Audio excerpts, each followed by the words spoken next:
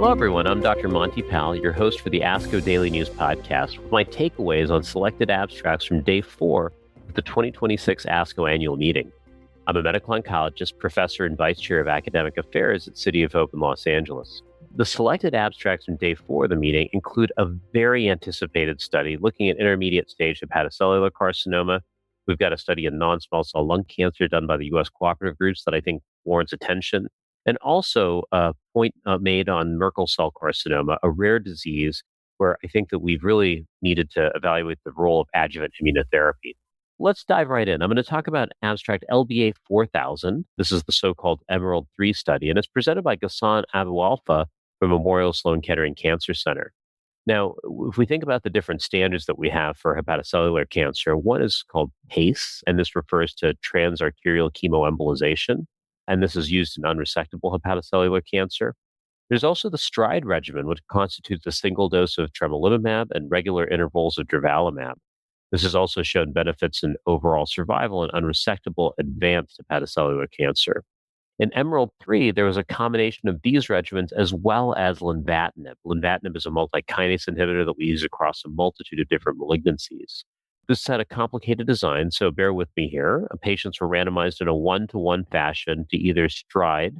This is the regimen that we highlighted earlier with the tremelimumab and durvalumab, with lenvatinib, with TACE, or STRIDE with TACE, or just TACE alone.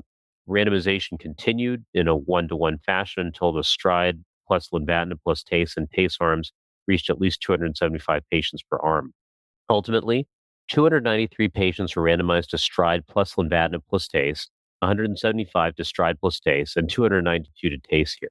Now, what we saw is that this regimen of STRIDE plus lenvatinib plus TACE, again, 3 interventions, showed a statistically significant improvement in progression-free survival versus TACE, with a hazard ratio of 0.7, and even a positive trend towards overall survival with a hazard ratio of 0.84.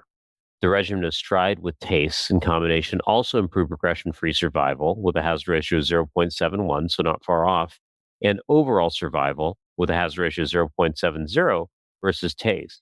There was a higher potential 24-month overall survival when we look at both arms combined with the experimental interventions versus TACE alone. Ultimately, what we see here is that the STRIDE with lenvatinib plus TACE regimen significantly improved progression-free survival. There appeared to be a positive trend. There was also improvement in both of those clinical outcomes with STRIDE plus TACE. This is really interesting, and it gives the option now, hopefully for us, in patients with unresectable disease with acute embolization-eligible hepatocellular cancer, this possibility of using STRIDE with lenvatinib with TACE. Very, very exciting news to come out of the meeting.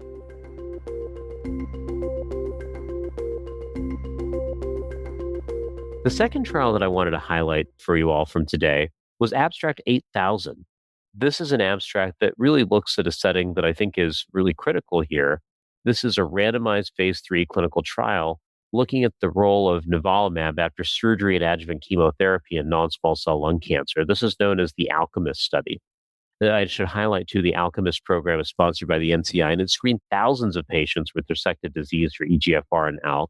What they looked at are patients who lacked these alterations.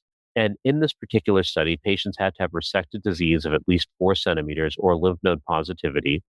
And they were randomized to receive after adjuvant chemotherapy or postoperative radiation in a 1-to-1 fashion nivolumab every 4 weeks for a year or best supportive care.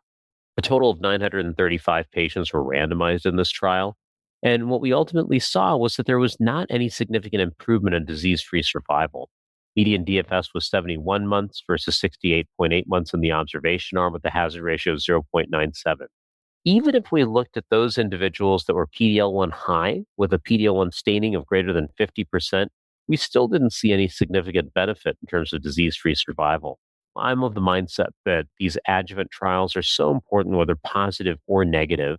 And it's important to keep in mind here that with this being a negative trial, we really don't see a role for using adjuvant nivolumab in patients who have potentially had resected non-small cell lung cancer. Again, parameters here were greater than 4 centimeters or lymph node positivity with EGFR and ALK negativity in this particular setting, irrespective of what your tumor PD-L1 expression is.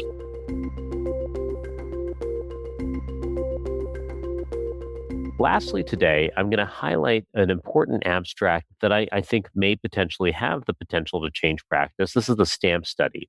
This is LBA 9505. This was presented by Janice Menert from New York University. And this was an important, again, NCI-sponsored study, ECOG 6174, that is the first randomized phase 3 trial looking at adjuvant pembrolizumab in resected Merkel cell carcinoma. Those of you who are listening that are likely aware that Merkel cell carcinoma is a rare, aggressive skin cancer. Relapse rates are high following surgery. And this is a new analysis of Merkel cell carcinoma specific outcomes and the effects of radiotherapy. In this study, patients who were stage 1 through 3B with Merkel cell carcinoma who'd been fully resected were randomized to receive pembrolizumab for a year or standard of care therapy. But the randomization was actually stratified here by use of radiotherapy, as well as the stage of the disease. Now, there were a couple of different outcomes that were looked at. This includes recurrence or death due to any cause and Merkel cell specific recurrence and death. And what they saw in this study with 293 patients enrolled is that there seemed to be a numerical advantage with pembrolizumab. This is with respect to the RFSA endpoint, as they've termed it, which is relapse due to recurrence or death due to any cause. But this wasn't quite statistically significant. The p-value is 0.01. However, the distant metastasis-free survival was improved with pembrolizumab with a p-value of 0.05. And there were actually significant improvements if we look at Merkel cell-specific outcomes here. The hazard ratio in this regard was 0.66, which really resulted, I think, in some significant improvements relative to standard of care. There was also a deep look at the impact of radiotherapy here, and this is interesting. If you receive sequential therapy with radiation prior to randomization, there really seemed to be an improvement in recurrence-free survival. On the other hand, if you receive current therapy with radiation, then pembrolizumab didn't really seem to impact outcomes here. So a couple of key takeaways. It looked as though in this study, pembrolizumab really seemed to improve outcomes, particularly if we look at Merkel cell-specific endpoints. The authors really cite some challenges with this study due to the COVID-19 pandemic. There may have been challenges really assessing morbidity in these patient populations, and therefore this Merkel cell-specific analysis is particularly helpful. If we have the mature OS data from this study, which is something I know we're all eagerly awaiting, and maybe some of the Merkel cell-specific survival data, which has yet to be presented, that's all going to help us guide our use of pembrolizumab in this setting. Well, with that, 3 super exciting abstracts presented at the meeting. I want to thank you all for listening, and you can access the abstracts mentioned today in the transcript. And join me again tomorrow to hear my takeaways from the very last day, so sad to say it, of ASCO 2026. If you enjoyed the episode, be sure to hit follow on your favorite podcast app and leave a review. Thanks so much. The purpose of this podcast is to educate and to inform. This is not a substitute for professional medical care and is not intended for use in the diagnosis or treatment of individual conditions. Guests on this podcast express their own opinions, experience, and conclusions. Guest statements on the podcast do not express the opinions of ASCO. The mention of any product, service, organization, activity, or therapy should not be construed as an ASCO endorsement.